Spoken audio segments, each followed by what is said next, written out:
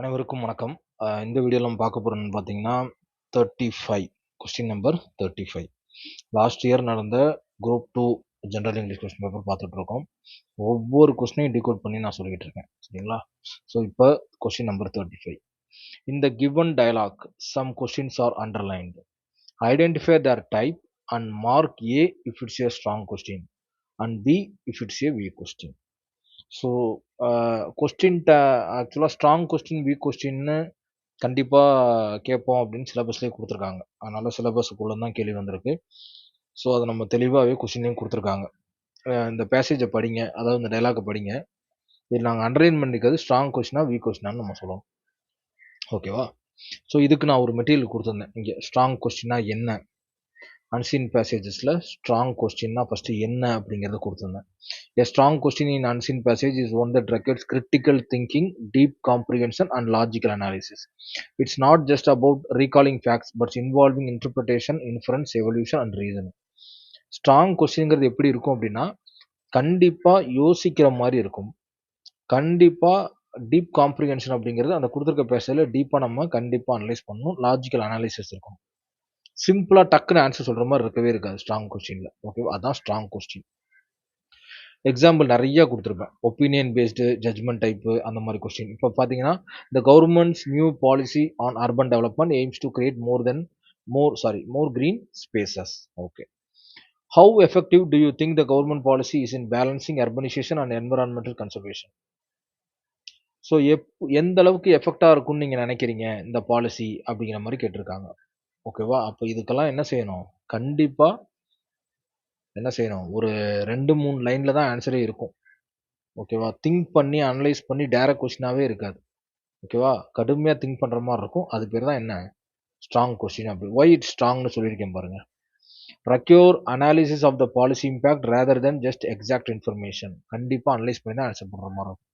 இந்த ஸ்ட்ராங் கொஸ்டினில் எத்தனை டைப் இருக்குது? எக்ஸாம்பிள் ஒவ்வொன்றுக்கும் எக்ஸாம்பிள் கொடுத்துருப்பேன். காஸ் அண்ட் எஃபெக்ட் டைப்பில் கேட்கலாம், அல்லது பார்த்தீங்கன்னா கம்பேரிட்டிவ் கொஸ்டினில் கேட்கலாம், அதுக்கப்புறம் பெர்ஸ்பெக்டிவ் பேஸ்டு கொஸ்டினாக இருக்கலாம், சொல்யூஷன் ஓரியன்ட் கொஸ்டினாக இருக்கலாம். இந்த மாதிரி நிறைய நான் கொடுத்துருந்தேன். ஒய் யூ ஸ்ட்ராங் கொஸ்டின் அப்படிங்கிறதுக்கு நிறைய இந்த மெட்டீரியலில் படிச்சிருந்தா தெளிவாக ஃபஸ்ட்டு ஸ்ட்ராங் கொஸ்டினா என்ன அப்படின்னு உங்களுக்கு புரிஞ்சிருக்கும். அதே மாதிரி வீக் கொஸ்டினுக்கும் ஒரு பேராகிராஃப் ஒரு மெட்டீரியல் கொடுத்துருந்தேன். வீக் கொஸ்டின் அப்படின்னு கம்ப்ளீட் நோட்ஸாக கொடுத்தேன். ஸோ வீக் கொஸ்டின் எப்படி இருக்கும்னா, require only direct retrieval of information without any thinking. ஓகேவா? ஒன்லி டைரக்டாக என்ன செய்யணும்? இன்ஃபர்மேஷனை கொடுக்குற மாதிரி இருக்கும். அதுக்கு என்ன செய்ய முடியாது? திங்க் பண்ணுறதுக்கு வேலை இருக்காது.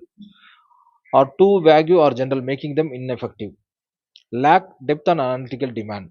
அனலைஸ் பண்ணுறதுக்கோ ரொம்ப டெப்த்தாக போய் யோசிக்கிறதுக்கோ எதுவுமே இருக்காது. சிம்பிளாக இருக்கும். இந்த இடம் பாருங்க, have yes or no type without explanation.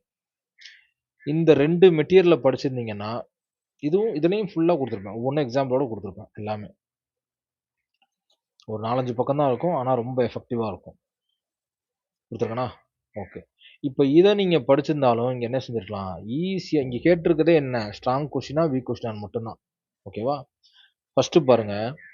Anu, dear friends, how can we celebrate Women's Day? Malar, please clarify where and how are we going to celebrate? It must be celebrated in grand manner. Shall we identify the venue? JKM please. Will it be available? Yes. ஒரு conversation நடக்குது அனுக்கும் மலருக்கும். நம்ம women's day celebrate பண்ணலாம் அப்படின்னு சொல்கிறா அனு சொல்கிறா. அதுக்கு மலர் வந்து ரொம்ப கிளாரிஃபையாக என்ன சொல்கிறா? கிளாரிஃபை பண்ணு, எங்கே எப்படி கொண்டாட போகிறோன்னு கேட்குறா. அதுக்கு அனு சொல்கிறா, இல்லை நம்ம கிராண்டாக கொண்டாடணும் அப்படின்னு நினைக்கிறா. அதுக்கு மலர் சொல்கிறா, சரி நமக்கு வந்து இடம் வந்து கிடைக்குமா அப்படின்னு கேட்குறா. அனு வந்து ஜேகேஎம் பிளேஸ் அப்படின்னு அந்த பிளேஸை சொல்கிறான். வில் இட் பி அவைலபிளாக இருக்குமா அப்படிங்கிற அனு அதுக்கு எஸ்ன்னு சொல்கிறான். இப்போ எதெல்லாம் இதில் சிம்பிளாக ஸ்ட்ராங் கொஸ்டின் வீக் கொஸ்டின்.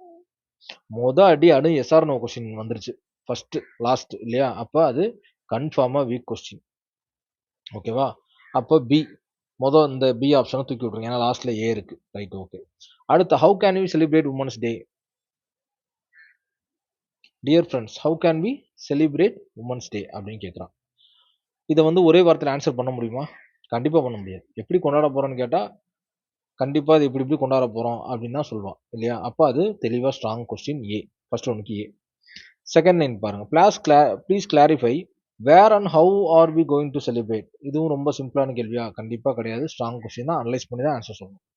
ஓகேவா? ஏன் அப்படின்னா எப்படி எங்க கொண்டாட போறோம்னா இந்த இடத்துல இப்படிதான் கொண்டாட போறோம் அப்படின்னு சொல்லி ஒரு அனலைஸ் அங்க நடக்குது. அது ஒரு பெரிய சென்டென்ஸா தான் ஃபார்ம் ஆகும் இல்லையா? அப்ப திரும்பவும் A. Shall we identify the venue? Third question. JKM place. இது கம்பல்சரி என்ன? ஒரே வார்த்தையில ஆன்சர் முடிஞ்சிருச்சு. So B. Option B. அடுத்ததுக்கும் ஒரே வார்த்தையில ஆன்சர் முடிஞ்சிருச்சு. பி.